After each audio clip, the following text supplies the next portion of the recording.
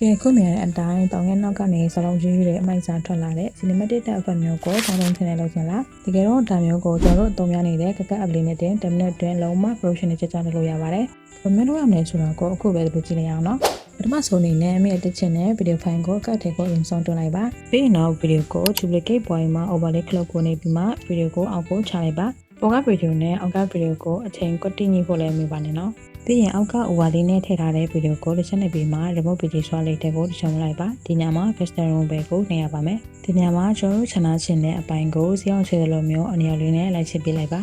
နောက်ကံပြောက်တာပြီဆိုရင်တော့ task ကိုနေပြီးမှ creation နဲ့စာကိုရိုက်ထည့်လိုက်ပါ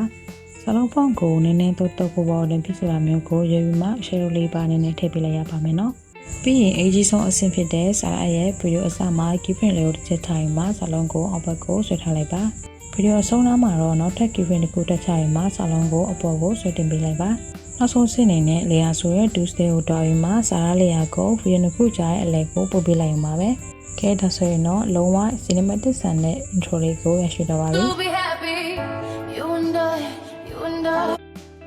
ဒီအကောင့်တွေရှိပေမဲ့ editing ပိုင်းမှာအများတည်တဲ့ connect creator ရဲ့အတွက်ဖုန်းဖုန်းတိုင်းနဲ့ version တွေကြအပ်တက်ပြီး follow တွေကိုဆွဲဆောင်နိုင်မဲ့ကျွန်တော်ရဲ့ web building class တွေမှာအခြေခံနဲ့ professional စင်တွေအသေးစိတ်တင်ပြပေးနေပါပြီဒီတန်းကလူရဲ့အကန့်အသတ်နဲ့ပဲလက်ခံမလို့အခုပဲစီမံအမြင့်ဆုံးလိုက်အောင်နိုင်တော့နော်